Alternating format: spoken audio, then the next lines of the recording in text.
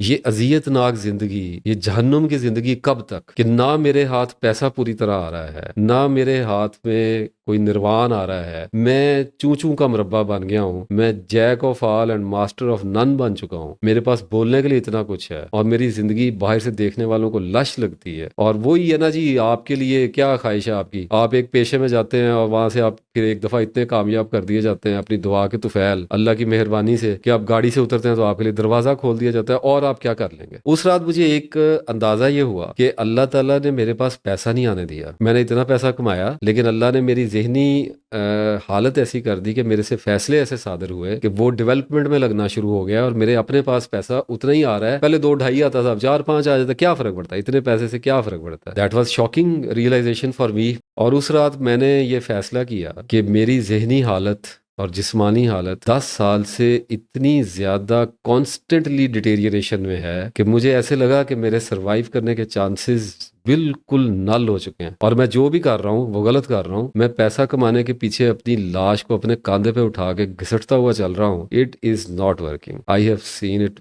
very clearly and I told myself, for God's sake, hold your horses, give me a break and think about yourself. And literally that night changed everything of my life. आपको पता है मैंने क्या किया? मैंने अपनी company से resign कर दिया। फौरन नहीं किया, उस रात मैंने गाड़ी पकड़ी और चीचावतनी अपने घर वापस आ गया और मैंने अपनी बीवी के साथ बैठा। मैंने उसे कहा कि मुझे लगता है 2 कैंप्स में से एक चूज करना है। मुझे फाइनली अल्लाह ताला की तरफ जाना है। मैंने दुआ की थी कुशाइश की, मैंने उससे पहले दुआ की थी अपने घर वापस आने की। आज मैं उन दोनों दुआओं की कबूलियतों के अंदर खड़ा हूँ और मैं बेवफाई नहीं कर सकता। और मैं इसलिए बेवफाई से नहीं वापस आ रहा कि मैं बहुत वफादार हूँ, नहीं, मैं डर गया हूँ। मुझे ऐसे लगता है जैसे अगर मैं अब वापस ना मुड़ा तो अल्लाह मुझे पकड़ लेगा। और आप यकीन करें कि मैं शायद 40-42 दिन या शायद 45 दिन अपने कमरे से बाहर नहीं आ सका। और मैंने फैसला किया, कुछ भी हो जाए, गुर्बत बेशक इतनी क्यों ना आ जाए कि मेरे जिस्म पे कपड़े का एक चीथड़ा भी ना रहे, एक धज्जी भी ना रहे, मुझे अब डिप्रेशन और एंग्जाइटी में नहीं रहना। Enough is enough. उसके बाद निकला अपने कमरे से और सीधा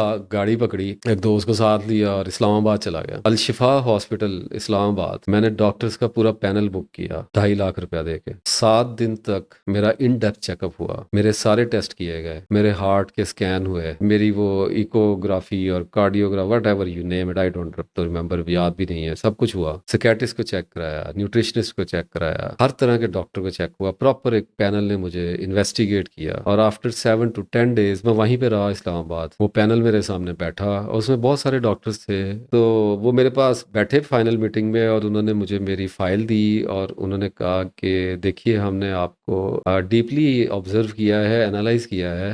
we don't want to break your heart but you need to accept the simple fact कि आप डिप्रेशन के पेशेंट हैं, आपको क्लिनिकल डिप्रेशन है और आपका B12 थोड़ा डाउन था मेरा और विटामिन D डाउन था। और उन्होंने कहा कि शायद आपका वजन वगैरह गिरने की और सिम्टम्स आने की ये वजूहात भी हैं और उसके साथ एंग्जाइटी की भी आपको और डिप्रेशन की भी चीज़ें चल रही हैं। And you need to change your lifestyle, you have to do lot of improvements।